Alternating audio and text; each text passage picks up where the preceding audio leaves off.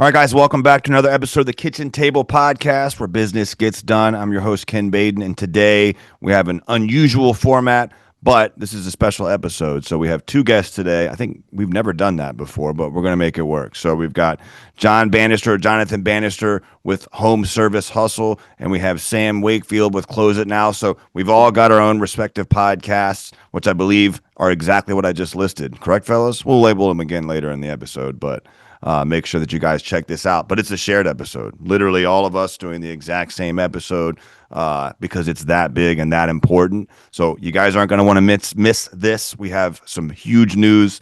You guys will find out later in the episode. These two guys are going to be guys that I'm going to be closely working with. Find out why. Stick around. All right, guys. Well, let's dive in today. I'm excited to, for everybody that's listening, this. You're right, Ken. This is such a big episode. It is important. And for everybody that's listening, yes, the Kitchen Table Podcast, Home Service Hustle Podcast, and Close It Now. We all have the same episode that we're launching at the same time because you all need to hear this announcement today. But before we get into that, guys, it's cool to just hang out and chop it up for a little bit with you.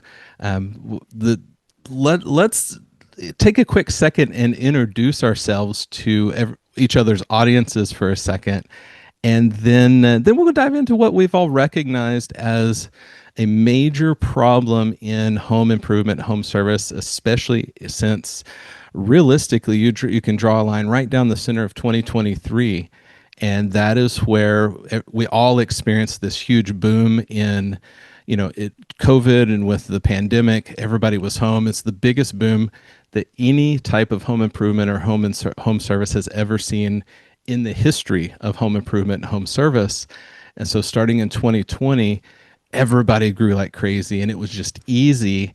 And then what happened? Mid-2023, you can almost write it on the calendar, call volume went down 30 to 40% and it never picked back up. So for most people in the industry that were newer, they're like, oh my gosh, they're losing their minds. What's happened?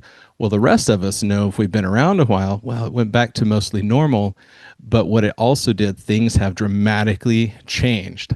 So that's what we're going to be talking about today. But let's introduce ourselves. Everybody, let's go around, and for those of you who are not listening to Close It Now or the Kitchen Table or Home Service Hustle, who the heck are these other guys? So let's take a second and do that before we get into anything here today. Yeah, so my name's Jonathan Bannister. For those that are hearing me on the other two podcasts right now, I'm the host of Home Service Hustle podcast. I'm also the founder of Topserve Digital marketing agency. Been doing digital for the last 10, almost 11 years, working with the home service space. And, I think my world has changed over the last couple of years, and we've gotten heavy into branding because it really falls hand in hand with what Sam was just saying, that 2023, 2024, and especially this year in 2025, this year it's not only the individual contractors, but the distributors and the manufacturers are feeling it big time. For those people that have been denying that COVID and the overselling of new systems really hasn't had an impact, or, we can sell through this. It's just not the case. We got to get back into maintenance. We got to get back into service. You got to get back into doing things the way that you did before COVID, because those weren't real years. You can't gauge anything off of that. And, so we've gotten heavy into branding on the Topserve Digital side, and I think a lot of those branding ideas and strategies and getting data and getting precise of how do we get our brand in front of those people, the right people, is really what excited Sam when you and I met at ACA, and we were talking about it, and I think some light bulbs went off when I was showing you and telling you what we were doing. You're like, you know what? I've got some ideas that I'm kicking around. And I've got somebody that I'd like you to meet, and ended up being old Ken here. And, we've had great conversations since then. And it's kind of like, you know what?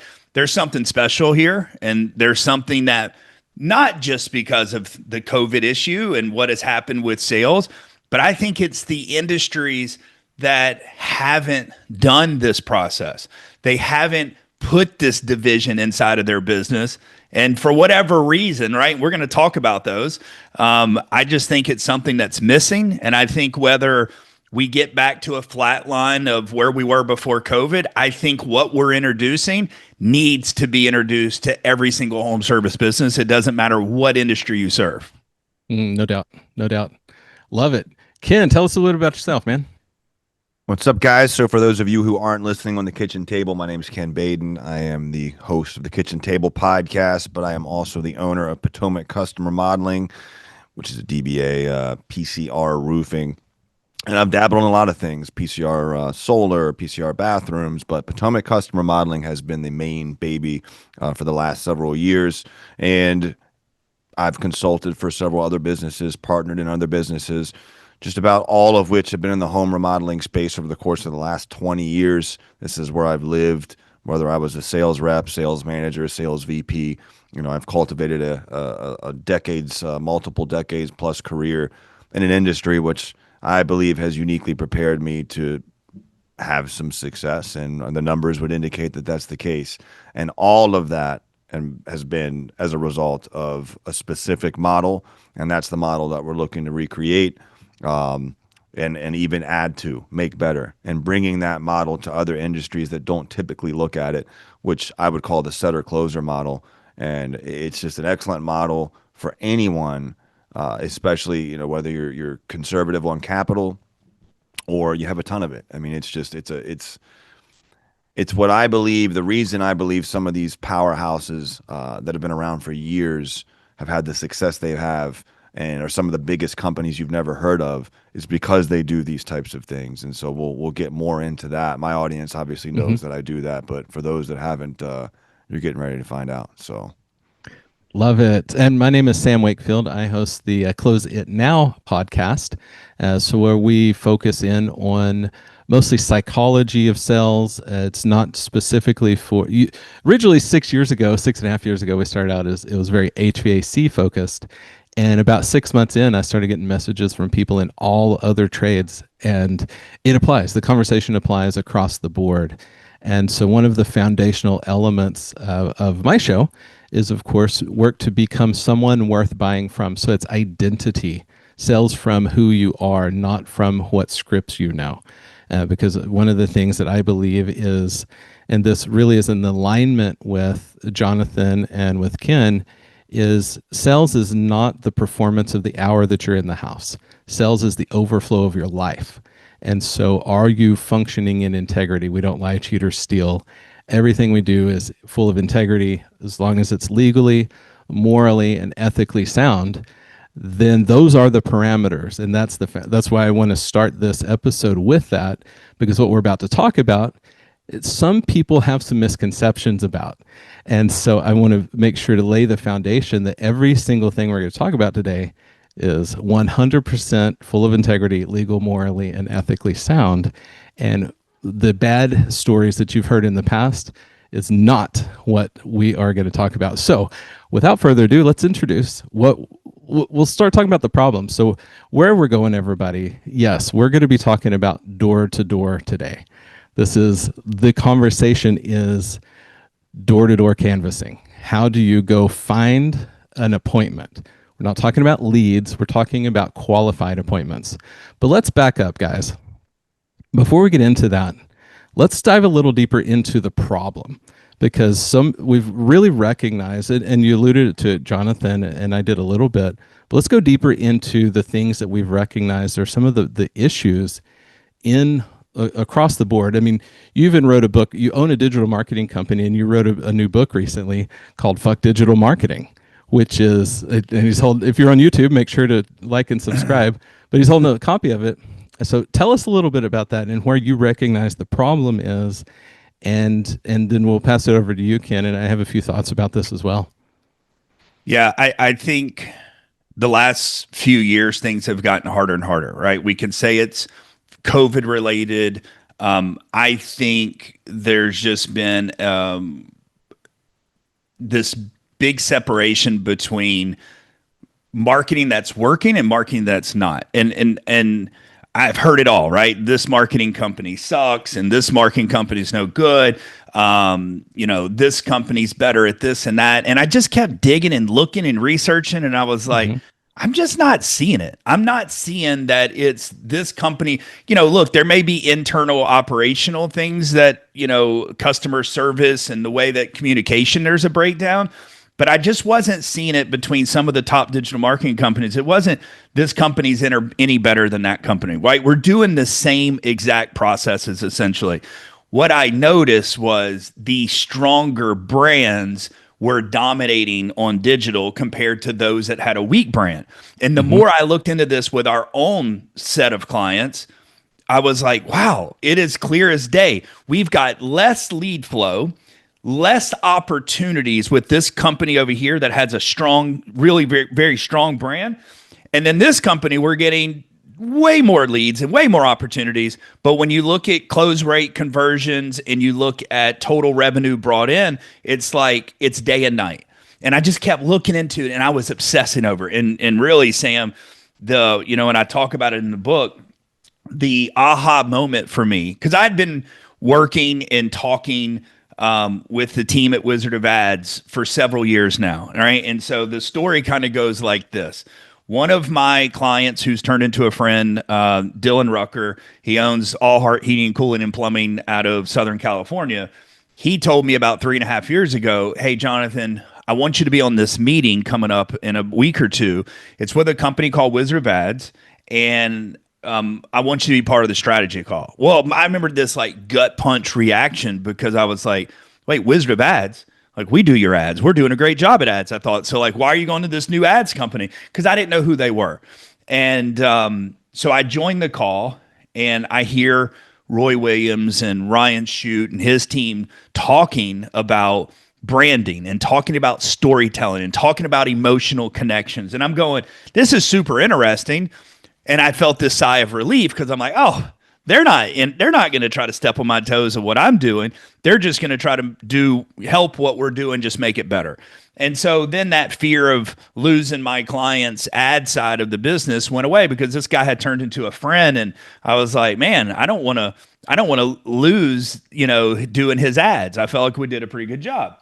Well, then a couple weeks later, the client comes to me and he says, all right, we're going to move forward with Wizard of Ads, and we're going to do about 30 to 40,000 a month in radio. And then it was kind of like that scene. I don't know if you remember Wedding Crashers, where he goes and sees him at the end of the movie, and Owen Wilson's is reading like I'm about to how to kill myself books, and they make up right there at his house. And then once they make up, he's like, man, I'm glad you're doing good. I'm glad you found love. And then he goes, well, I'm glad you feel that way. Listen, I want to invite you to my wedding. And he goes, get out. Right. And he's like, wait a minute, you just told me that you were happy for me. And he was like, I'm sitting here reading, I'm going to kill myself books. And then you want to tell me you're getting married. He's like, get out.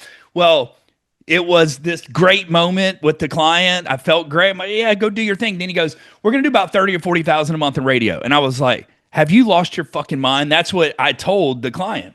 He goes, what are you talking about? And I was like, you're going to spend 30 or 40,000 a month in something that you have no way of tracking. Like, have you lost your mind? And then you look at who I am today, 3.5, 4 years later. And it's like, if a client told me they're going to spend 30 or 40,000 in TV or radio or billboards, I'm like, go for it. Right. I'm so happy for you because I know the impact that it's going to have on digital.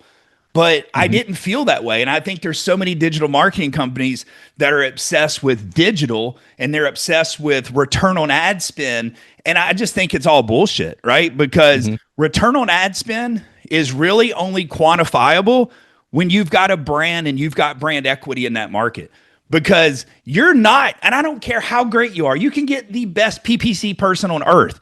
And I'm going to tell you right now, if you give him a company that has no brand equity and has no brand recognition, like they're going to struggle and they're going to get you leads at a very high cost. And the cost per acquisition is going to be very, very high.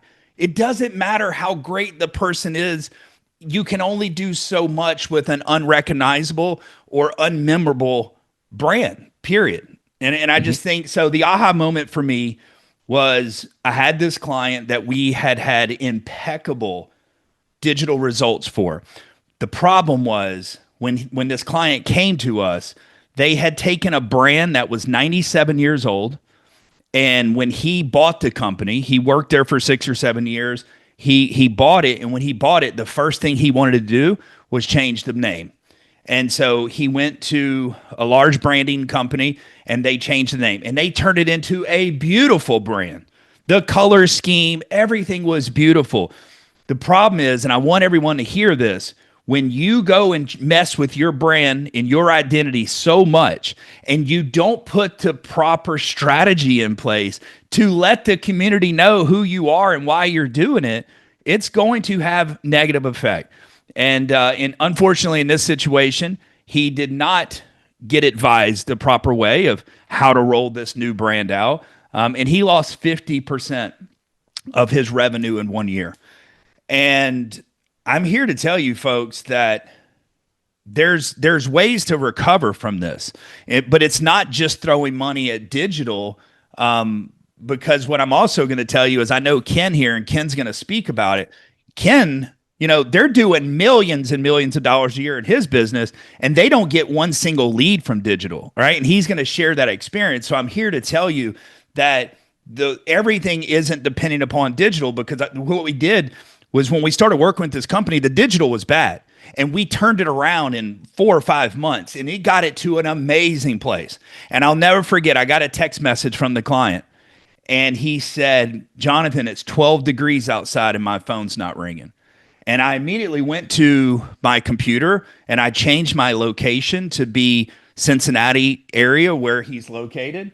And because I wanted all the ads to be to be real of what is actually there. And so when I changed my location and put in heating repair and furnace repair near me, boom, the client came up in all 4 places of real estate. They came up in the top of page LSA, PPC, the second place of Google Maps, and the second place of SEO. But then I noticed something, Sam. I saw where he was in Google Maps. So he was here in number 2, but the company that was 1 and 3, I recognized them. And I'm not in the market. And I was like, oh, wait, I remember this company. Oh, I know what it was. When we were there shooting video content, I took my video team downtown to eat. And when we left the restaurant, we were strolling downtown Cincinnati. It was a beautiful city.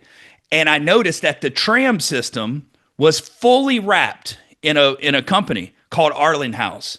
And it was pink. And it was Arling House, plumbing, electrical, HVAC, but the whole train was wrapped and it was pretty. And then I noticed that the other company that was in the 3rd spot had every billboard going down the freeway when I was there. And then right there, it dawned on me. I said, you know what? There's my client owning all 4 places of real estate for heating repair and furnace repair. But I know the way that the human mind works is when we're in that fight or flight moment, and people need to realize that this isn't home improvement, right? If someone has a plumbing problem or an air conditioning problem, like they're calling you in a place that they're uncomfortable, right? So they're in almost a fight or flight situation. So if they're calling you, their brain isn't really thinking. If there's not enough brand equity and they thought about calling you by your specific name and looking your specific name up, what they are subconsciously, I think what they're looking for is something that might stick out and be familiar. So if they type in furnace repair, they're not looking for anyone specific because no one's acquired or earned that brand equity. But when they saw my client in the 2nd spot who had no brand identity in that market yet, right? But even though he's in the 2nd spot, the ones that are in 1st and 3rd, they're investing tens of thousands a month on branding. And I think that people need to realize that it doesn't matter if you have top of the page rankings. If there is a company underneath you that has a stronger brand, I believe you're going to get out-clicked every single time. The brand matters more than the ranking. And so the subtitle of the book, it's Fuck Digital Marketing, but it's why building a memorable brand matters more than rankings. And it matters because what is the person seeing and what is their brain remembering or recognizing? Oh, I remember that video, that funny thing with the dog, and they had the wife and the kids in there. What kind of emotional connection are you creating to make yourself memorable? Oh, I love this. This is such a good conversation. And so when we start from that place, everybody that's out there, of course, the private equity conversation and how they have endless pockets and, they're dumping all of this money into lead generation. And so it makes it harder and harder and harder to compete in that digital space like that. And also, it reinforces one because they really don't care about brands; they just care about turning volume. So, one, the important, and I'm glad you went into that because the importance of having a solid brand is crucial. So, at the same time, building a brand takes some time.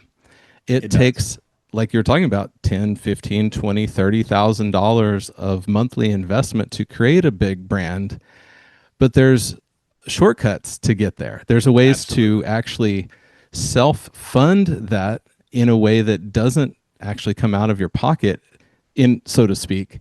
And there's a ways to get there much, much quicker while we're building the brand. We can create a huge business at the same time. So I think that's a great segue to pass it over to Ken. Ken, take it away, man, because you've done something wildly different in a place where, you know, most people think, man, you got to have the brand first, and boy, you got to be able to spend all this money to buy your leads. And so, how do you go to business if you can't buy leads? And so, I think that's a I'm great place for you to pick up from. I'm actually glad you said that because I had a conversation with a good friend of mine and peer who is in the roofing space, and he and I were neck and neck in terms of volume just a few years ago, and then they got hit with and mind you, they're several years ahead of us, right? Like several years, probably four. But we were right there, right? Just I'd say 2+ years ago, and I was really proud of that. And they blew up. They blew up because they had a generational storm. They're in a storm market, and that's just something where if you're in the roofing space and you're in the storm restoration, if you get hit with a generational storm, well, that's going to happen if you're prepared. But what do you do afterwards, kind of thing. But anyhow, he was really giving me the third degree on like, dude, why haven't you spent anything on branding? Why haven't you? Why hadn't you? I mean, he had spent something like $500,000 on just news stations and all this stuff, and it seemed to have really worked out for him. But it kind of made me second guess myself for a second. But nothing that I had done was not done strategically. It was on purpose, and I'll tell you why. I mean, for my money, you know, whenever I get started doing something like this, and I've done this several times in the last 8 years. In fact, in the last 8 years, I have now done this twice as an owner, one as a partner, one as a sole owner, twice as a consultant, and then another time as a I would say probably consultant. Yeah, so 3 times. So probably 5 times in the last 8 years, I've done this exact dance, this exact thing.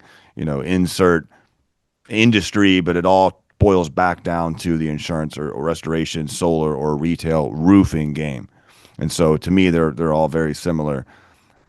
It's the fastest way for you to get results in terms of leads, the most cost effective way. And in my opinion, for my money, I don't have time to wait to generate a brand. You know what I Mm-hmm. mean? So I got to get going tomorrow. I got to be able to pay for that brand. So while I had always wanted to do that, and I was kind of like, man, why haven't we? Well, we were always planning to come back to it. And I think this is where John can really help and why I think we're such an awesome trio because even in my own business, John and I have been he's been guiding me and I do think could I have been further with? Sure.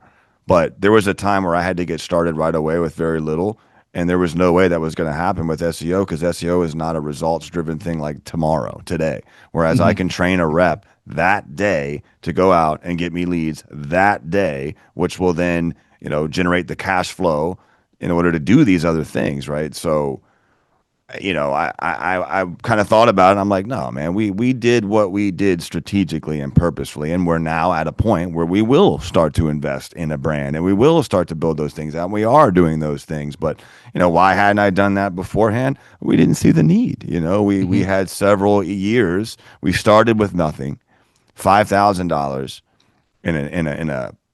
in a panic because my partnership dissolved overnight. And that business before then was as grassroots as it gets because I literally was out hitting doors. I literally was out with the canvassers and I hired the first group of canvassers and the canvas van manager and I made sure that they got out there every day. And then I hired the closers and the setter closer model, which we'll talk a whole lot about. Setters who were grabbing these leads, closers who are closing these leads, and making sure both of those things are working on a small level. We had a 2% ad spend that September, and we're generating right around 500,000 or maybe a little more in gross volume. That is, if you could recreate that lightning in a bottle, man, you'd be a bad dude. I had a Right. hard time doing it, but 2% is really hard to recreate. But still, sub 10 is phenomenal. That's like everyone's dream in this industry. So, doing this way has been a proven model, not just for me, but for some of the biggest, and I'll even name drop, a company like Power Home Remodeling Group. This company is a $1 billion evaluated top 3 in the United States remodeling company. And, it's often said they're one of the biggest companies you've never heard of, unless you're in the industry, and you've never heard of them because they don't do a whole lot of branding. Really, Mm-hmm. very little, if at all. They've since expanded into some other things like call centers, but all of those things are predicated around the main thing, which is doors. Teaching people to knock doors, to generate leads. It's the fastest way to get results. It's the most cost-effective way, in my opinion, to get results. And you have direct to source marketing. You have Mm-hmm. what I think is imperative is the ability to generate your own leads in perpetuity. You have to have your own source, whether that's a call center, whether that's canvassing, or whether that's both. You now have a function within your business that is able to get you leads that day, and you control it. You control the where they go. What is a qualified lead? I've been doing it so long at this point, man. I feel like to not do it would be so foreign. But John wanted me to mention, and I don't feel like we've done anything world beating by any stretch of the imagination. But we did just under 2 in our first year. Now, granted, you have to understand that was like a fraction of a year. We just kind of did what we had to do to stay afloat because we weren't prepared to do that. The first full year, the second year in business, we did 6.7 million, which I didn't think was anything, to be honest with you, because I was comparing myself with people that were doing 20, 30, 40, 50, so I wasn't bragging to anybody. But that was a big jump. And the very next year, we did, almost 10. We did 8 and some change, some tax maneuvering and expenses and spending money. But still, we had significant growth. And so in your first 3 years to do that kind of growth with no marketing, no advertising outside of just boots on the ground, and that's still. Well, And I want to restate that again. I Wait a just minute. want to show this zero because I Zero got ad to spend. do all the audits just recently on Ken's digital, and it was atrocious, right? And I'll tell you, there was some small periods where it was like a year, 2 years ago, and about, I don't know, 12, 13 months ago, where inside of his ads account, he did try to run some PPC, and all they did was waste a shit ton of money. Right. And he quickly turned it off because he said this, all we're doing is, and I was just mind blown going, here's a company that is generating 0 leads from digital and well on their way of doing 10, $15 million. And it's all through canvassing. And it was super eye opening and mind blowing at the same time. Yeah, Yeah, John no, just did an audit for us, by the way. So he pulled so he's seen it, like literally love it. seen all of the money. And to say that point, I know the importance of it. So like I'd spend something on it. Now I know that the money we've spent on it, we might as well just not even have spent it, but whatever.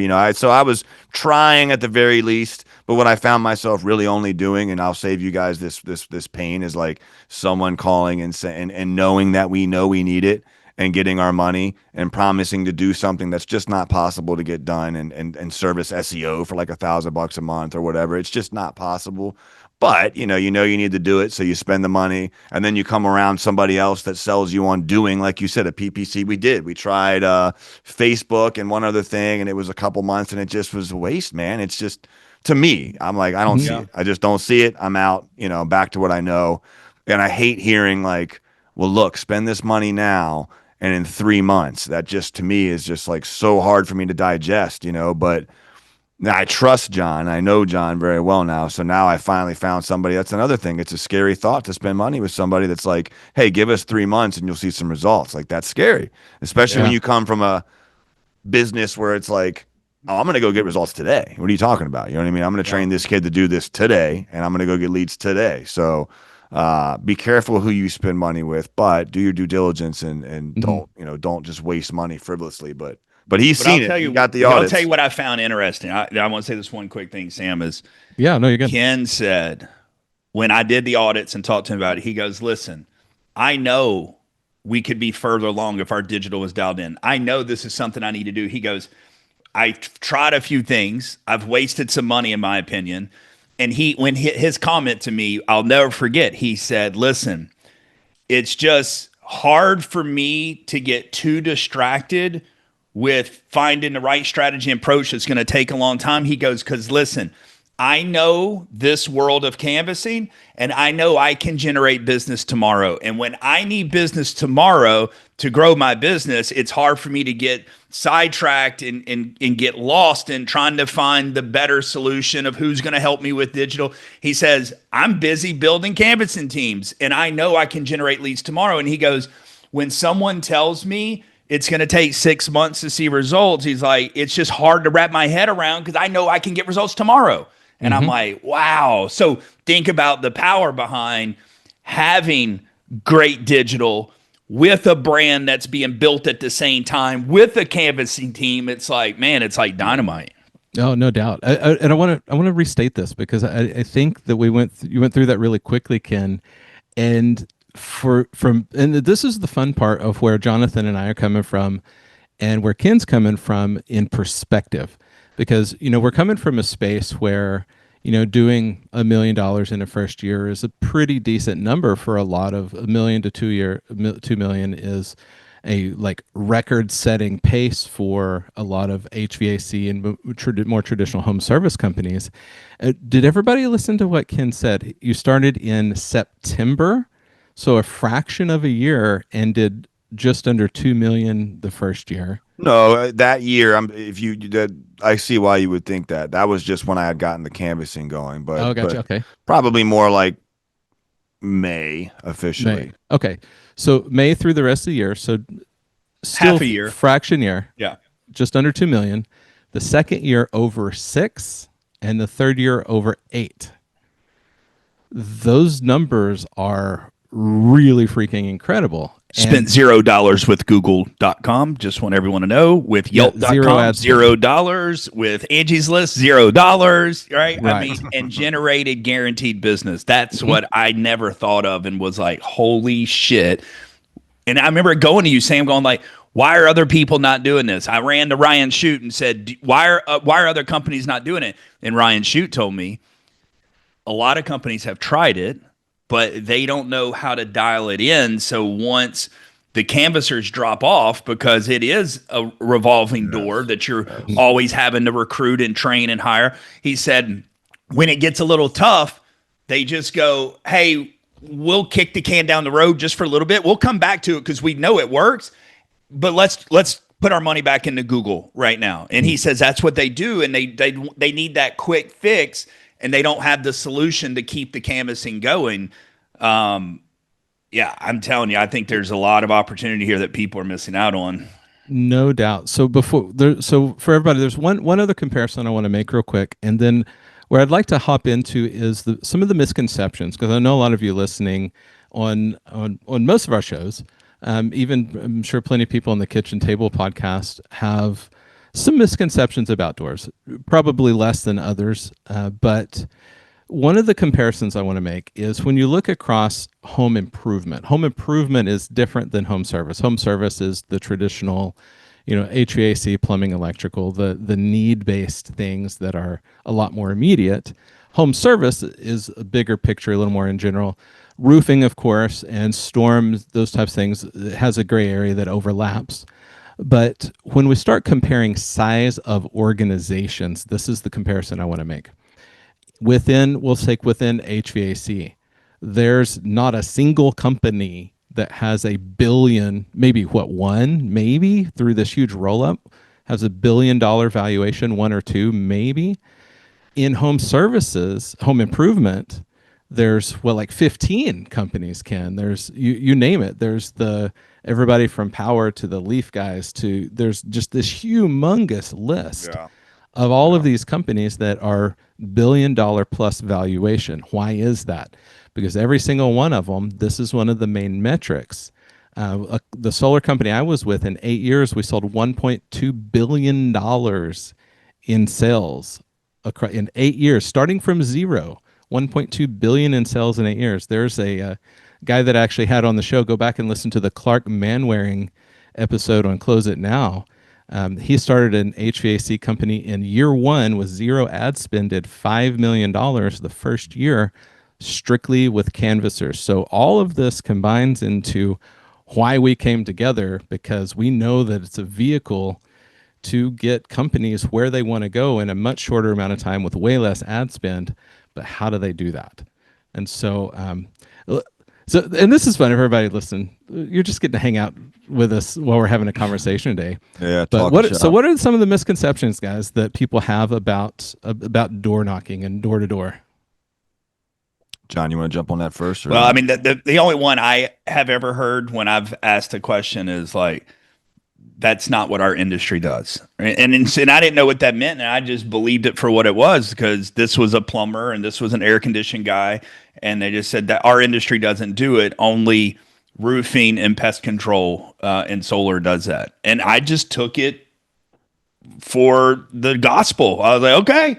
And I just let it go. And then, and I never heard anybody else doing it unless those industries. So that's the main one that I've heard. Mm-hmm. Now that I've talked to people, I'm hearing, well, I just don't know how to do it. I'm interested in it. It's just something that no one ever really teaches it unless it's roofing or pest control. So how do we get our plumbers in there? How do we get our HVAC guys in there?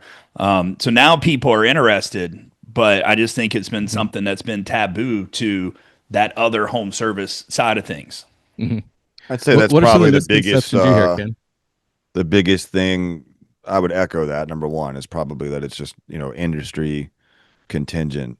But I would also say that, piggybacking on that a lot of the misconceptions are, or maybe they've tried it and, I had a guy on Facebook that's like, oh, I almost went broke on that. It doesn't work. Well, it doesn't work is not true. We're living proof of that. And there's also $1 billion evaluated companies that are living proof of that. It just didn't work for you. You know what I mean? And so I think it scares people because it's people. And so a misconception is that it's too hard, you know what I mean? And so the safer space, the safer bet is digital or traditional advertising means, because they don't understand it, and it is a building process. It is not, I have a client that just wrapped up in Minnesota, man, and, we're going to do a talk, but it's probably not what you think, in that, like, I'm not over here trying to sell that it's an overnight process. It is something we can do relatively quickly with a lot of success, but it's going to be a long term. It's people. Mm-hmm. And so when it comes to people, inherently, you have to be able to work with people. You have to go through you have to master recruiting. You have to master staffing. You have to master retention. You have to master training. You know what I mean? And so if you have all of these things down, well, then you're good, right? But if you don't, just another day in the office, then spend a lot of money on nothing, but you could do the same. And the reason why I like it so much is I could do that, and I could do the exact same thing. And John, who just audited our stuff, has seen the times in which we did do that. We spent money with digital, didn't see a result, and we went right back to what we know. And so, to me, you could do that anywhere. You can go broke. The number one reasons why, in my opinion, why a lot of remodeling companies or home service companies do not succeed is because they don't understand how to get leads. That is the biggest problem facing every single home service company that I know. Leads. It's always leads. And, you can go broke spending money on it in any way. At least this way, there's an element of control, where what you're building is an internal mechanism that is able to present you with leads on a daily basis if you spend the time to build it. And I think people just don't understand it. It scares them. It intimidates them. So, that's probably the biggest misconception, is that it doesn't work, or that it's industry contingent, in my opinion.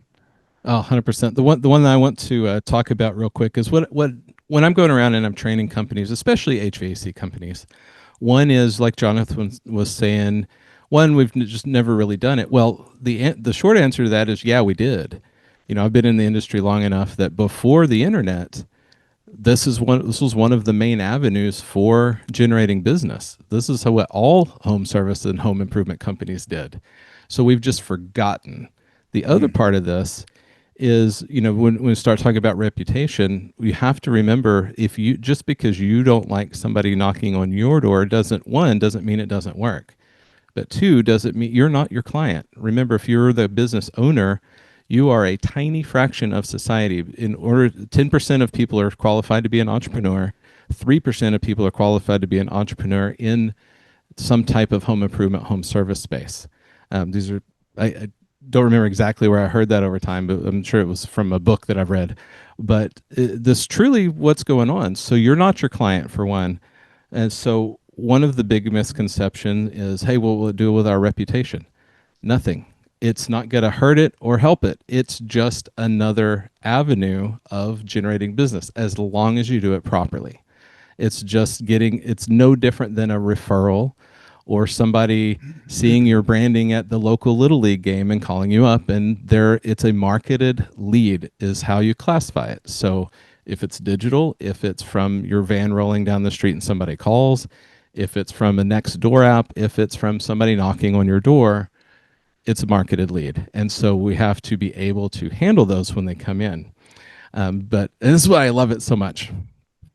Well, I want to say one thing there. There was a time, the same client, who I know will hear this episode, but Dylan at All Heart, there was a time, and I had several clients went through this. There was a couple companies out there, and Sam, you probably know who they are, that were offering a cold outreach, cold calling approach, and I think it was $25 or $50 a scheduled free tune-up. Mm-hmm.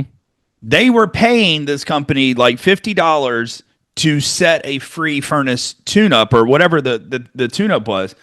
And I just thought like, man, that's pretty crazy. Now you want to talk about reputation or burning a reputation, like, well, call 10,000 people in your area and have a bunch of them hang up on you. Why are you calling me? Because you didn't have permission to call them anyways. But you're talking about knocking on someone's door. You're talking about putting a friendly face there, showing the brand, and at the very least, you're just giving them a leave behind of, hey, like we're in this community, right? And this is who we are, and would love to offer you X, Y, and Z. But at the very least, like, here will you take that? Like, that's way less offensive, in my opinion, than calling someone's phone out of the blue that doesn't know you and wasn't expecting that call and trying to sell them on a free furnace tune-up. So I think people just need to put it into perspective. And I'm going to tell you, me as a business owner, a family man, and a homeowner, I like to be able to put myself into the shoes of everything that my clients are doing as far as marketing and strategy wise. And I'm going to tell you that I have a lot of respect when people knock on the doors. And I like to hear them out. I like to see what their pitch is. And depending on, and I'll give them more time depending on how they do. All the way down to a politician that knocks on my door. And I may not have the same political beliefs as them, but I at least hear them out, because I'm like, you know what? If you're out here with your husband, wife, and kids or whatever, and you're knocking on doors, I at least have respect for you to hear you out. And so I don't think it's not what people have put in their head that it's like, it's going to make us look bad. It's like, I think it's the opposite. And Sam, I wanted to ask you this question. Every sales trainer I've ever heard since the beginning of time have always talked about like the Clover process or knocking on the 5 or 8 doors and around you. It's like, that's the same thing. And people will say that they have ton of success, but I can't get my technicians to do it actively or, stay consistent with it. Well, I mean, what is the difference than having a trained professional person that isn't afraid to hear no or get a door slammed in their face, right? Like, there's no difference there, but instead of doing the 6 homes around you, you're doing the 600 homes in the neighborhood. Yeah. No, 100%, no doubt. And so here, actually, that's a perfect. The Clover process, by the way. That's funny when I smiled when I heard you say that. Yeah, yeah. It's the 6-pack, the golden tea, the Clover. I've heard a lot of different names. And you're right. They'll pitch that to an in-home salesperson that does not regularly knock doors. Like, yo, when you're out there for this lead that was procured by us, knock these 6 homes around here, and here. But you won't do it on a daily basis. Yeah. Right. But they won't do it, right? Because they're technicians and they still don't do that, by the way, but they should do it. But you're right, they don't, but they should. And they don't. A lot of it is identity. A lot of it is, fear of getting, told no, all the different reasons.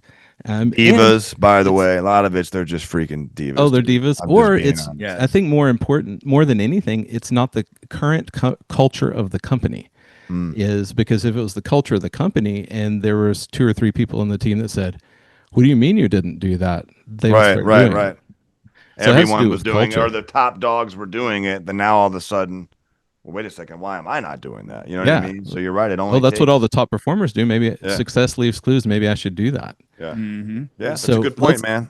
let's turn the Hey, corner a little bit. let me say one thing there is, Yeah. that's why I was super intrigued when you and I talked back at the ACK event in March, I think it was, because there is one statement over the last year I've been telling clients, right? There's been clients struggling, and it's not struggling necessarily with call volume as much because they can put more money into things and get to call volume. But they're not closing deals the same way that they have been over the last couple of years. People are getting a little tighter. The economy's, question marks. People are worried about things.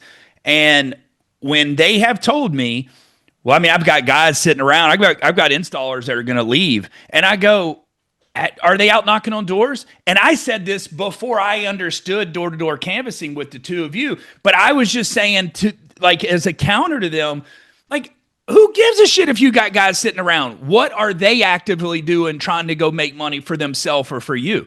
Right? I mean, it's not hard. Take a customer list and go knock on doors or call them and go, can we come to your home? Like, but you can't have these divas just sitting around like expecting you to fully take care of them. Yeah. Oh, no doubt. I can spend some time on this. We call this lead babies. Just Yeah. sucking on the tit of the company. Yep. It's absolutely what it is. So I'm going to drop a couple stats here real quick, and then I want to turn the corner into why we came together and what we're doing here today, because I think this is crucial. One, to set the foundation here. So most of the listeners, at least on the Close It Now and Home Service Hustle, are a lot of home service, so HVAC, plumbing, electrical, and and other home improvement. Plenty of other home improvement companies. Kitchen table. All of us have people that are in garage doors and roofing and solar, and irrigation and all of the different things. Now, so there's a interesting numbers here, because let's take HVAC specifically. As huge as that industry is, the entire industry, we're talking about trillions of dollars in volume every year. That's built in the United States alone. That's built on the backs of 6% of North American U.S. households. Something has to have been wrong for them to raise their hand, pick up the phone, click the button, and say, "Come help me."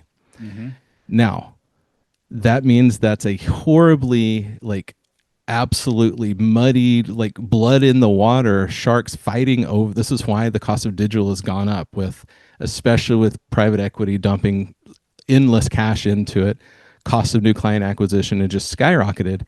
Now, what we're doing when we're talking about going and knocking on new doors is we're effectively reaching into 94% of the houses out there that no one is talking to right now.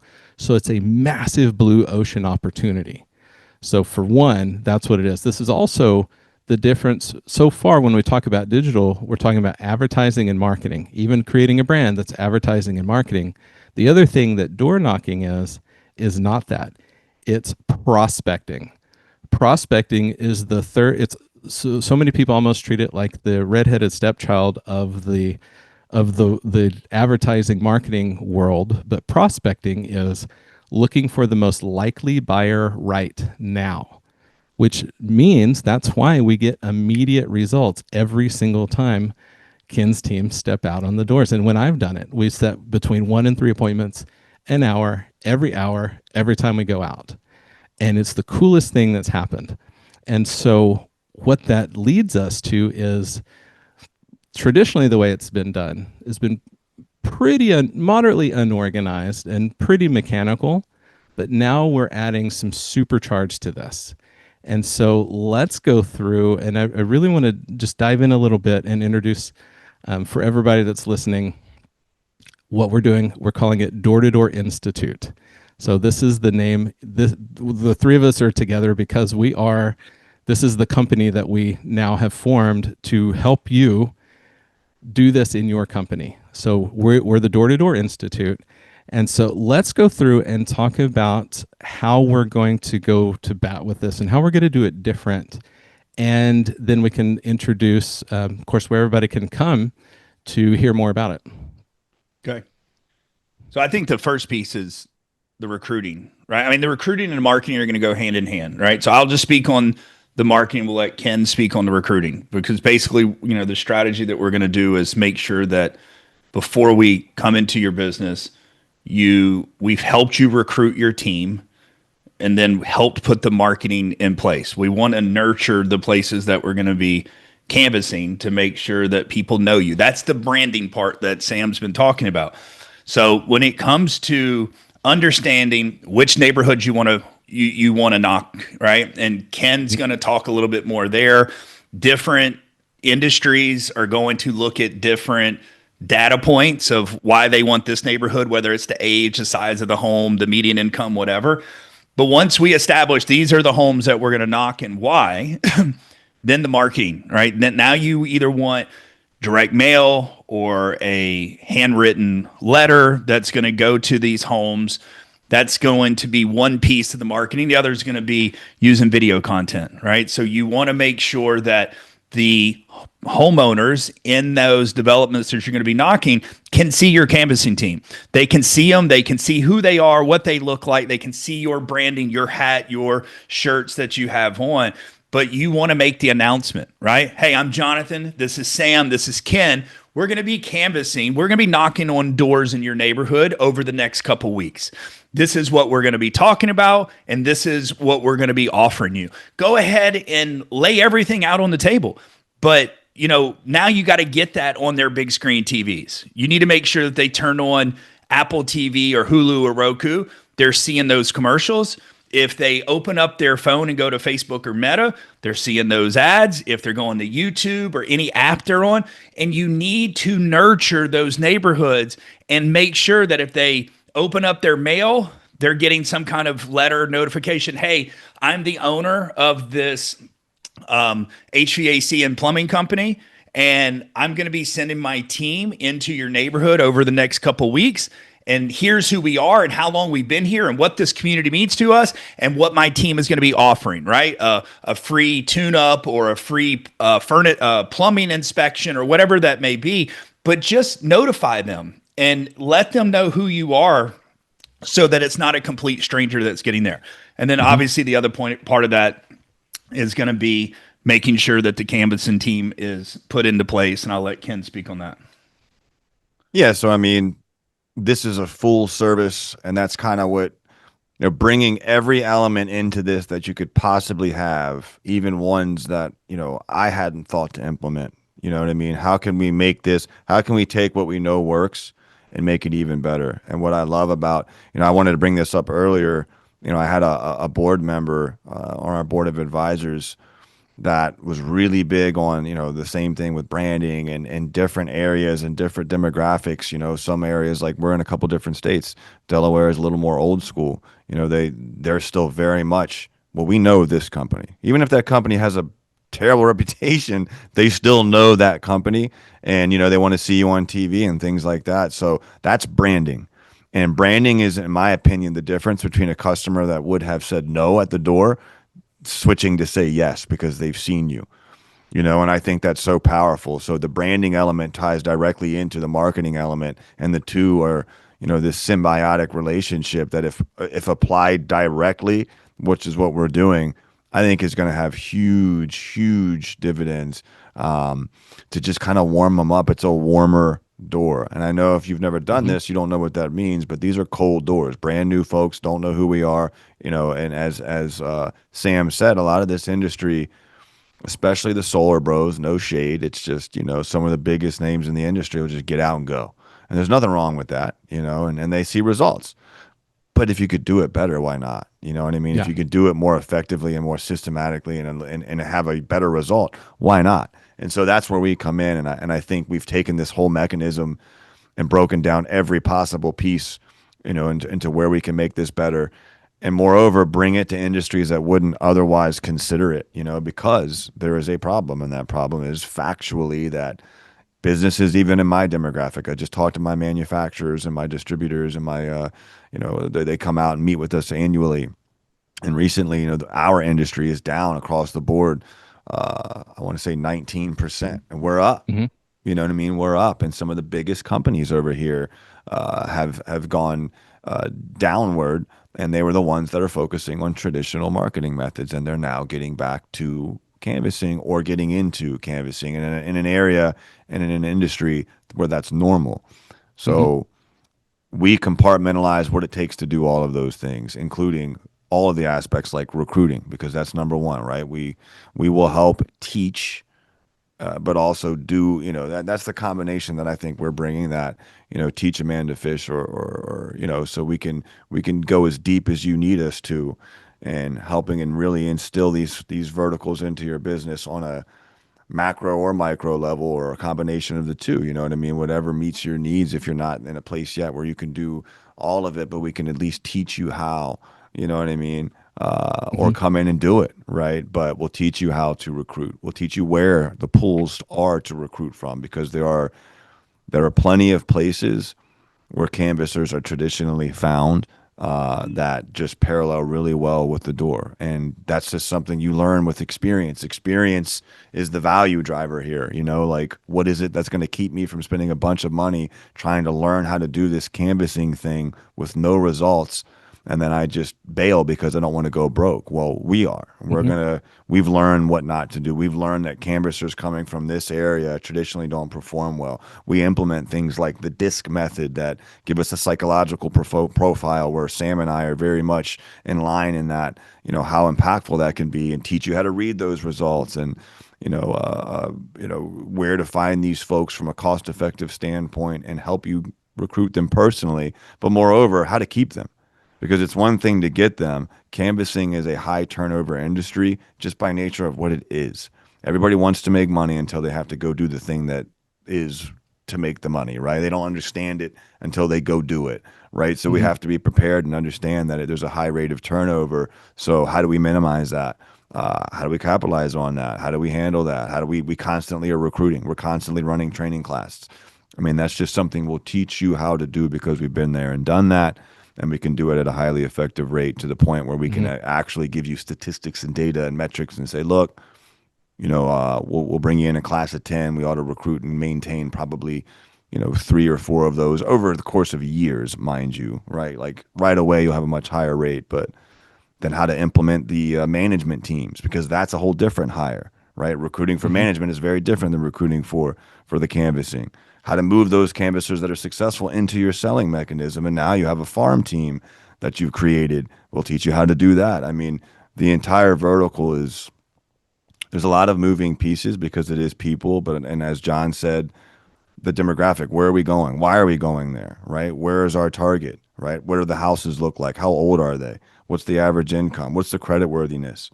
Right? Like, what are we looking for? What's a qualified lead? What are the things that have to be there for us to determine that we are going to pay for this lead as a qualified lead? So we'll build all of that for you, teach you all of that. But moreover, I think the biggest selling point is that we will help you navigate the potential pitfalls that could really cost you a lot of time, effort, and energy. And that's the value. You know what I mean? Hmm. That experience of being able to take what would otherwise probably take years to figure out, and a lot of money and a lot of pain and a lot of headache, and possibly never figure it out because you spend so much, and these things don't work and you bail. We'll make sure that they do, and we'll make sure that it's a success. And we've been there, we've done that, right? So we'll prop you up, and we'll make sure that you're seeing a return on your investment, an actual return on investment. We keep harping on that. The three of us didn't want to go into business together until we knew we were in alignment on what we knew was out there with consulting and coaching and all of these different things. And one thing we were all unanimous on was the fact that a lot of the industry gets hooked on just, give me money and I'll coach you. Well, what? You know what I mean? What are the expected results? What are the metrics? What's the outcome that defines that this was a success? And so we work on real results, real KPIs, real expectations. An example of which could be, okay, hey, look, if you're in roofing, we know that we can get you at no problem. We'll have you demoing at 20%. Your good folks will be demoing at 30%, but that's the expectation. And we'll make sure that your closers are closing at a minimum of 40%. And we have that data, so we know that we're good. And we can show you how if you're doing these things at this cost, then you should be making a net of 20% or what have you, right? So that experience and that audit that we do initially will lead us to those numbers and make sure that you're successful. But it's the experience that I think is the real value driver, mixed with, combining, that branding and marketing element that I think is going to take us to, because like John said in the beginning, yeah, we did some really extraordinary numbers that didn't feel extraordinary at the time. And I certainly am blessed that we were able to do that. But to his point, like, what could we have done if we were successful in that element? What can we do now? Can we generate an extra 5-10 million in gross volume that we wouldn't have otherwise gotten, while also doing this other thing? So now, our company has doubled in size overnight, and essentially because we've applied this method that we just weren't thinking of. So you could always get better. And I think that combining all of our forces, it's just everything from start to finish, from the procurement of these guys to teaching you how to run them, to teaching you the expected results, to teaching you how to close, to working with your closers, to working with your managers, to working with your VPs. I mean, we can do all of that, and we'll do all of that for you. And I think that's where each of us has an expertise that's going to ensure that this thing is successful, period. No doubt. I Before love that Sam, you mentioned that. I was going to say, before Sam starts talking about the knocking and the getting the set appointment, I just want to tell, I swear, Sam, I thought it was at your event, but I've told you this and you're like, I've never heard this before either. So it was somewhere this past year, I heard someone tell this story of, it was somewhere near Savannah, Georgia. And it was a small community that a advertising firm was collecting data from. And so they went in to do this experiment. And the experiment was, they sent out a survey to every single homeowner in the community and said, who is the best realtor in this market? And they gave a multiple choice selection of the realtors there. And when the data came back, there was no clear winner. There, each person maybe had 10 to 15% people that selected them. And then what they did over the next 6 weeks, they sent a direct mail card out 6 weeks in a row to every homeowner, promoting this one particular real estate agent. And then after the 6 week of the digital direct mail going out, they sent another survey out, and they asked every homeowner who was the best real estate agent. And this person won hands down. And it was a fake person. It was not a real estate agent. It was a complete fake person. And then the person said, we wanted to prove that it's not about who is the best, it's who is the best known. And so that's what, I think Ken sees the potential. They're knocking these neighborhoods. They're making sure it's the right neighborhoods they should be knocking. But what kind of openness or friendliness and energy would they be getting from these homeowners? Even if they're not interested, they're still going to show so much more respect, and maybe they'll take the information to leave behind, and maybe they're willing to tell the neighbor that asked them, like, hey, I've got a roofing problem. They're like, well, you know what? We just had this team come by the other day, and I've seen all their ads on TV and stuff, and I've seen testimonials from some of their customers that live near around here. You ought to look into it. Here, they left something behind. I think you would see more of that, because when you do strengthen the brand, and when you do tell the story of why we're reputable and what is our past customers saying about us, instead of just knocking, right? But I mean, I think people need to realize that, like, you think pest control, how many people listening to this podcast has had a pest control person come and you got sold to? And you may have already been with a pest control company. Me too, right? So it's like, I didn't need a pest control company, because if I needed a pest control company, I would have called one, right? And so, like, we know it works because it's happened to us ourselves, but we think that we're in an industry that isn't normally doing it, so we just don't want to do it. Now's the time. And I think, I think we're going to change the lives of a lot of companies moving forward, because I do feel that digital is about to get, and I'm here to tell you, As a digital marketing owner, I'm telling you, digital is about to get extremely hard and extremely expensive Mhm. because Google is dying. And I want everyone to understand that Google is dying, whether it's going to be a slow death or a quick death. Google's traffic is diminishing rapidly. And it's because as people get more and more used to using ChatGPT and Gemini and Perplexity, whatever one, Gronk, whatever one they prefer, the Mhm. more that they start using it, they will not ever go back to Google. And I want people to understand that. And there's competitors of mine that disagree with me. And they're like, well, but all the traffic's on Google AI overview right now. It is right now for the people using Google. Yes, they're using the Google AI overview. But I'm telling you, Google AI overview is never going to answer their question and then do the next step for them because the future is the person that says, hey, AI, I'm off on Tuesday. I only have I've got plans at 2:30 on my day off. So I need you to, but I need my water heater flush. My tankless water heater is way overdue. So can you find me a plumber that is very reputable in my city and get me some pricing and find someone that's available on Tuesday before 2:30 and let me know when that's booked and scheduled. That is the future because people are going to want to get their time back. And time is going to be so much more important than anything else that you can think of. Now, what you hope and you want to happen is that AI won't affect you because you're working on your brand and you're going to try to be 5 mile famous or 10 mile famous. And they're going to say, hey, AI, can you find Bob's Plumbing and get me a quote and get it booked and scheduled? That's what you hope happens with a strong brand. But what I'm here to tell you is because all the traffic is not going to be on Google only, and they're going to be spread between at least a half dozen or more AI platforms, marketing is going to get hard and expensive because your customers, like Sam said, that 95 or that 4 to 6%, that's all that in your market right now that needs a plumber or an HVAC guy or an electrician, only 4 to 6%. So everyone's fighting for that 4 to 6%, but the large majority of that 4 to 6% has been on Google. Now that 4 to 6% is going to get diluted between a lot of AI platforms. Go after that 95, 96% that live in a home, live in your zip code, but they just don't need you right now. Right? Knock on their freaking door and say, you don't know me, you don't need me, but guess what? I've got something for you Yeah. and I can provide value and build that relationship. Absolutely. And that's where we come in because they think they don't need us now, That's but right. they do. They just haven't, the pain hasn't gotten big enough for them to take action yet. But the chances are they absolutely do need us. So here's a couple questions. And this is, so we'll start wrapping this up. We got to land this plane here. I knew this was going to happen, by the way. But yeah.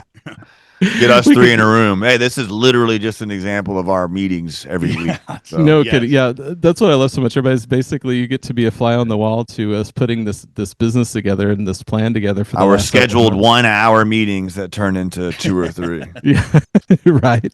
So, a couple questions I have, and I want everybody out there that's listening to think about this. If you are in an industry that has what are called shoulder seasons, what if there was a way to eliminate your shoulder season so your company is no longer dependent on weather? It's no longer dependent on what the seasons do, but you could continually have a lever, a mechanism to get not just leads, but qualified appointments from the exact neighborhood, exact demographic that you serve the best, a constant flow of those qualified appointments year round. That's a way to sum up exactly what we're talking about. So instead of being a company that is reactive, you get to the chance to turn the corner to be a company that is proactive in a way where you get to design what your business does, how it grows, what you want your revenue to be, and it's literally a matter of deciding and then turning the switch on, and then that starts to happen. What this will do when you fix that problem, just like Ken was saying, the lead problem, every company, when you fix the lead problem, the next thing in line, of course, is can we sell it? So that's where I come in. That's my zone of genius is helping your teams develop the exact conversations to be able to take somebody from blind date to marriage proposal in 45 minutes, so to speak. So my history, if you know anything about Close It Now, the history is there. That's a conversation for another day, but know that there's hundreds and thousands of testimonies at this point of people from going from the industry average of 30% close rate to 50 plus, average tickets of 15 to right now, every single one of my clients, their average ticket is bouncing right around 20K. Every single person that's coaching with me right now. And that's what happens every single time. And that's what happens when I step foot onto location when we train companies. So that's the element to this also, because we're not just talking about getting more people in the door. And absolutely, we're going to be doing awesome things with the marketing side with Jonathan to warm those up. So like Ken was saying, it's a warmer door, but you got to be able to close them. You have to be able to convert marketed leads. So that's the other component of this that it doesn't exist in anywhere you reach out to for companies that, and there's not many, the ones that can quote unquote teach your company how to door knock. What they're not doing is teaching you also how to close those specific type of appointments. And that's where this is a sweet spot of the three of us coming together, because we start in the front with the marketing and the branding and warm it up. Ken we get out there and we get those appointments, we get on the doors and actually make it happen. And then we're showing you how to close it also. And so what happens is now you've turned your company right side up and turn it into a sales organization that now has the revenue to turn around and invest in your branding. So if you're that company that knows you need branding, this is what I mentioned by we'll show you how to self-fund it without taking extra out of your pocket with the increased new revenue. Now you have the money to be able to invest in your organization, to do your branding, to invest in systems and platforms and all of the things to grow your company, to pay your people better so better people stick around, all of the things that you've always wanted to do. This is how big companies are able to do that, by fixing the lead and sales portion first.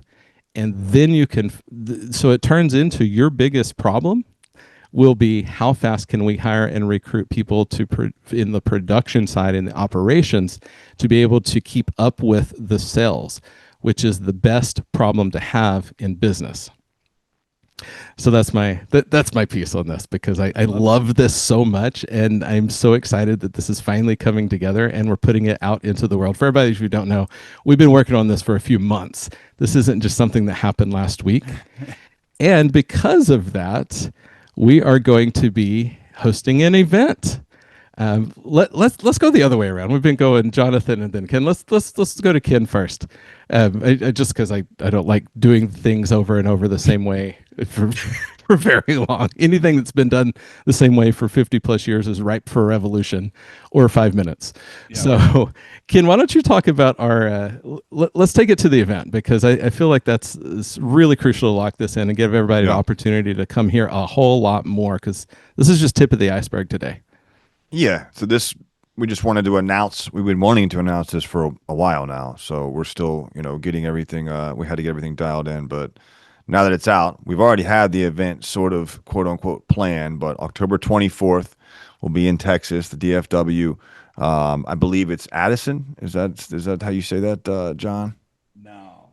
Look, now you put me on. He's looking. I have it. Look, it's in the DFW or close enough. I'm just the only one that's not actually in Texas, but we'll give you the exact address here. But we've got an event the 24th of October. So while he's coming up with the exact address, we've got a link that I'm sure will be on this podcast, on all of our podcasts, for you guys to go and register. But the main thing is this event, the whole purpose of the event is for us to go into greater detail in each one of our areas or respective areas, and kind of take the time to really build this out, at least from 1,000-foot view, right? Obviously, we can't do it all there, but I think the bigger emphasis is going to be on why is this important for your business? Because if it's not, then it's not. If there's no problem, then we can't fix anything. But if this sounds like something that might be of interest to you, I think you really need to be there. We're not out here charging millions of dollars for tickets or anything like that. We're trying very hard to keep this as reasonable. I think that's one thing that I really want to make sure I stress to everybody is the three of us again are unanimous in making sure that we just don't do some of the things we've seen done before. And I'm not going to, point any fingers or name call or anything like that. But You can call them gurus. I think everybody understands what you yeah, mean the by gurus, that at this man, point. or I don't know. Yeah, the gurus, right? So let's leave it at that. But we want to make sure everything is. The point is we want you to have an opportunity to get there. So we're keeping it as reasonable as possible. We don't expect, nor are we even looking for hundreds. I mean, we're really focusing on if you're a business owner or a CEO in any respective industry in the home services space, this is possibly for you. And if you think that this is something that could possibly benefit your business, the possibly is why you'd want to come, right? Because I think that's where you find out in greater detail each one of these pieces, how they work together and how it might impact your business. I mean, that's really what we're going over is the metrics, the data, but also just a little deeper level of understanding of each one of these components and why and how it might impact you. And then we're looking for a very small group of folks that might be good fits to work with us, man. I mean, we really want to make sure we get it right off the bat. We don't want to take on, more than we can effectively service, right? So it is kind of exclusive in that regard, especially at the highest level, because we want to make sure that we can deliver on our expectations. And so we're going to be very selective on with whom we choose to move forward with. Is that you? Is that not you? I guess to determine if it is, you need to be there. But you're going to get value either way, right? If you're not looking to go to that level, the intention is to make sure that you get value and that you understand why this is something that could help you regardless. So you leave there feeling like you have gotten real value the second you leave there. And if you want to have us help you and instill this, then let's see if we're a good fit. Mm-hmm. Yeah, so it's in Aubrey, Texas. Aubrey. It's about 45 minutes from the DFW airport, right? But Okay. everything in DFW takes 30 or 45 minutes to Yeah, get to. everything there is 30, 40 minutes from the DFW. Everything.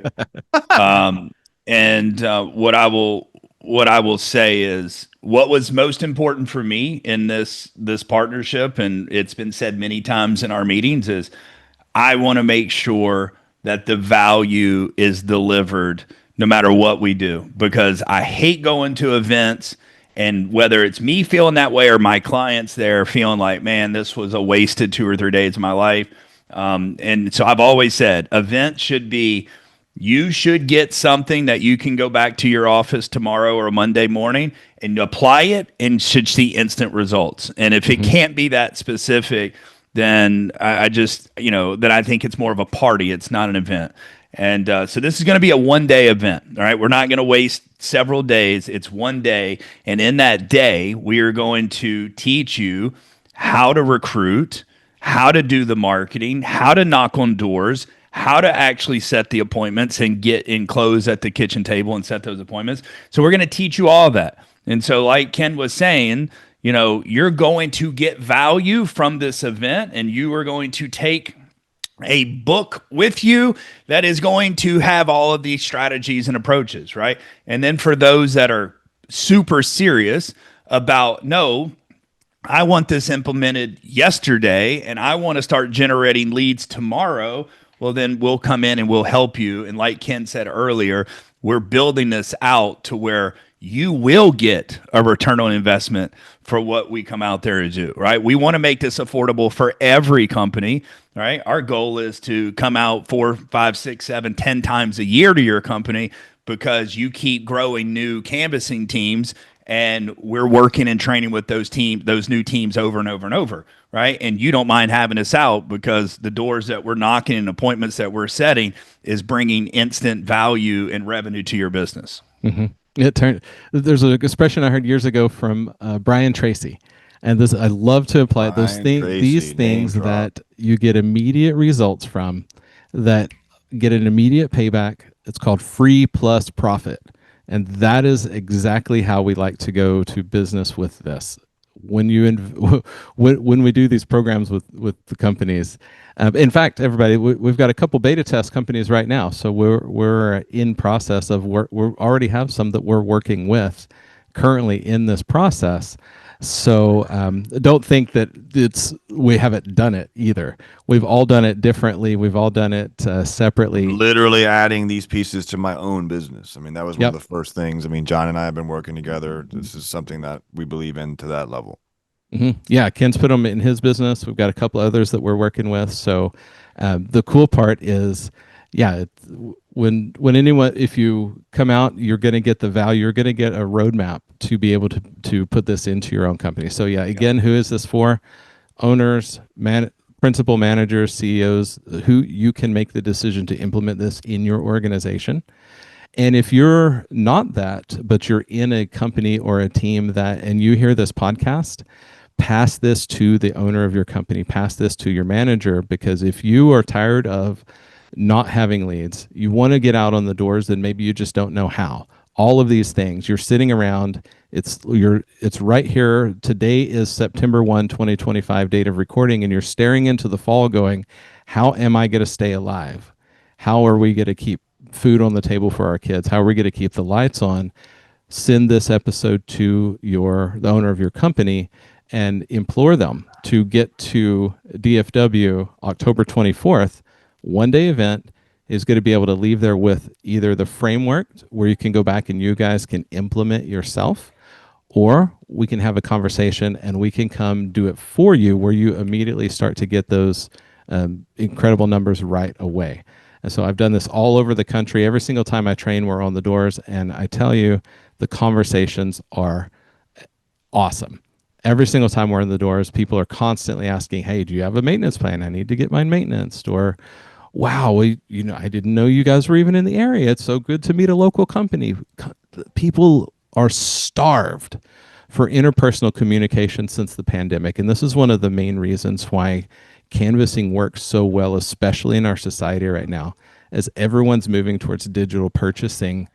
The conversations with humans is becoming less and less in society. And so this is why, one of the reasons of many, why it's so effective. So the three of us are going to be hosting this event. It is October 24th. So where do we go to find it? So again, Door to Door Institute is the name of our company. And the website, the link, it's door to door institute.com. That's DOOR, the number two, DOOR institute.com. They'll definitely, I'm sure we'll have it in the show notes. Go get registered and grab your ticket for the event, because we are capping the room at 50. That's all we're taking into the room. It's actually going to be at Jonathan's location. So pretty excited about having it in his facility. But you won't have the opportunity to get to do this very, very often. We're going to host some more of these, but they're undetermined. Don't even know when we're going to do it. We may or may not even host more events, depending on how where we take the business. But this is the launch event. Make sure to get there. There's going to be, I've got a really cool extra surprise, and in fact, I have a giveaway for everybody on the show as well. For everybody who registers for that event. So go to, again, DOOR, the number two, DOOR institute.com. I just wrote a comprehensive guerrilla guide to how to get a constant flow of leads in your door without spending a dime online. So I actually just wrote that. That is something I will give to every single one of you listening on. Doesn't matter what show you're listening to. Register for this event, and that is my free gift to you. And it's not just canvassing. We've got a whole bunch of different ways to be 5 Mile famous in your community. How the companies that are winning right now across the country are going to business as if the internet didn't exist, and then only supplementing with digital. And so this guide is exactly how to do that in a way where you can start immediately and get some value. And so that is an example of course, the value we're going to bring to the event. So make sure to get there October 24th, 2025. Passing it on. That's a wrap. I got Yeah, I was nothing. gonna say, man, I appreciate you trying to give us but I feel like that was pretty much everything, man. I mean, you got anything else, John? I think, We'll be on here another 2 hours if you guys give us we start talking, another thought pops up. This is going to go another 2 hours. So, but what do you got, John? What I would say is what Ken just said right there. I mean, that was the main reason for me writing the book. That the companies that are winning are focusing on a 5 Mile Famous approach. And that frequency, this is something Ryan Shute and Roy Williams have taught me. That frequency's got to be minimum 3 times a week. So think about that. There's, the average person, they say, sees between 8 to 10,000 ads a day, right? And that could be audible. That could be they're hearing it, they're seeing it. I mean, every time you go to an app or something, you're getting hit with a pre-roll or mid-roll video. So there's a lot of noise out there. So letting someone see your Facebook ad one time is going to do nothing. Letting them see your one connected TV or billboard, whatever it is, just seeing that one time isn't going to be enough. So the frequency has to be 3 touch points a week consistently on the digital model before it turns into a chemical reaction and they actually remember you and it becomes long-term memory. And so in order to be 5 Mile Famous, in order to be the household name that people think of every time they have a problem with whatever the services that you provide, you have to think, how do I touch these people 3 times a week, every single week, over and over and over? Our approach at Topserve is to be omnipresent. I want that 3 times a week to come from Facebook, Instagram, TikTok, YouTube, OTT, Google display ads, like whatever. It can be a mixture of billboards and everything else outside of things we do, but I want it to be 3 times a week from multiple areas. And that needs to be a non-negotiable in your business. And so if you've got 200,000 people in your market, you may not have the budget to touch 200,000 people 3 times a week. So you're going to have to figure out, how do I get that smaller? All right, how do I get it to 50,000 people? But if you're going to try to touch 200,000 people one time, it's not going to work, right? And especially like in a market I'm in DFW, there's almost 7 million people live here. But I know contractors that say, I'll go everywhere in DFW. And it's like, for what? Why would you drive an hour and a half from one side to the other, right? Just for a lead that you're chasing on Facebook or Instagram or Yelp or, Angie's List, whatever. No, like go and focus on your backyard and knock on doors and put out door hangers and get your targeting so tight that you're trying to touch these people 3 times a week. But I think the word lead generation has to go out the door, right? Yep. Lead generation equals canvassing. All other lead generation is actually called lead capturing. All right, Google or Yelp or somebody else is helping you capture that lead. They're not generating a lead for you. If you're going to generate a lead, you knock on that door, you set that appointment, and you just generated yourself a lead. Otherwise, all you got was a lead capturing opportunity that you still need to have to work and book and schedule and get the truck in the driveway to that house. But when you go out and canvas and knock on that door, you just cut a lot of steps out of that process. So I just want to say, digital marketing is about to get really hard. And so much so that at Topserve, we've added 2 new policies into place in 2025, and it's non-negotiables. If you work with us, 2 things have to happen. 1, we have to come out and shoot 2 days worth of video content regardless. At minimum, we're going to come out and we're going to get the core asset shot that we need to make sure that we can run all your digital campaigns and strategies. And the second thing is we're going to do the research on your market and your competitors, and we're going to figure out what it's going to cost to get that 3 times a week frequency of what you can afford. But if you're not willing to invest into your brand, we can't work with you because we are seeing how much harder the conversion rates and the traffic and things are dropping. And I'm going to tell you, 2026, whether you realize it or not, but all of the AI platforms are going to run paid ads. So whether that's called PPC or whatever they're going to call it, they're going to run paid ads on all of the AI platforms. So my question to our clients is, what's your strategy? You're going to lower some of your budget from Google, because Google is going to start getting worse and harder and more expensive. And you're going to spread that little bit of budget you're going to take away between all the paid ad platforms of the AI platforms, or go be 5 Mile famous, start knocking on doors, make sure your digital is in a strong place, but go out and create your own business and create your own future and stop relying on these platforms, because we don't know what's going to happen. AI is going to change a lot of things, but if you're 5 Mile famous and you are the household name they think about, you won't have a problem. You will be around. And I'm going to tell you, don't be fearful of the PE groups, because the PE groups, they've got deep pockets, but they're all taking the method and the approach of let's go out and buy every lead that's available, right? Let them go after the 95 and 95% of the pie chart that aren't looking for you right now. And then you don't have to worry about your future. I love this. Unplug your cord from someone else's wall. Be your own business generator. It doesn't matter what anybody else does. It reminds me of the graphic that I reference a lot. It's losers look at winners, winners look at the finish line. Be the winner. Don't be the loser looking at somebody else and comparing to what somebody else is doing. And as you are that leader, as you're the winner, it doesn't matter what somebody else is doing, because you have chosen the path of success. And success leaves clues. This is how the biggest businesses in the country and globally build, is canvassing. Bar none, hands down. It always has been and always will be.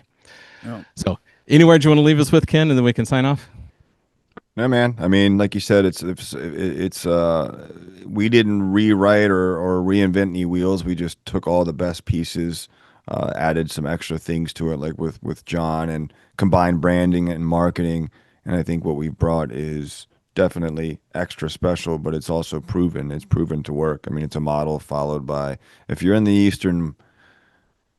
I'd say if you're in the East Coast market, period, it's a model that's been followed over and over and over and over and over and over and over and over ad nauseum. But if everyone could do it, they would do it. But I mean, all the biggest and most successful companies here locally run this exact same play, and we're going to teach you how to do it.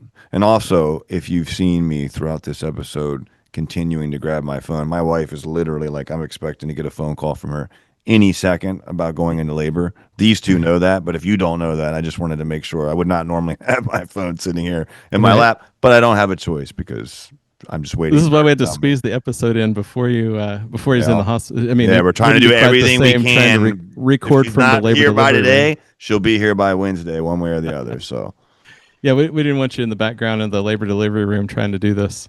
No. So.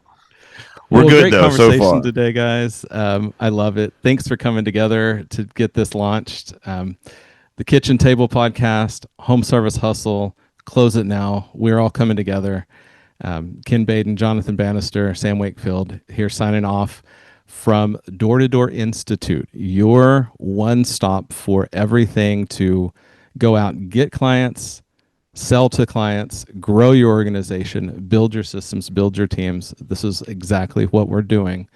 So there's no way that you can't be successful when you implement what we work with you on. So that's it, guys. Thanks for hanging out today. And until next time, y'all remember to go be someone worth buying from.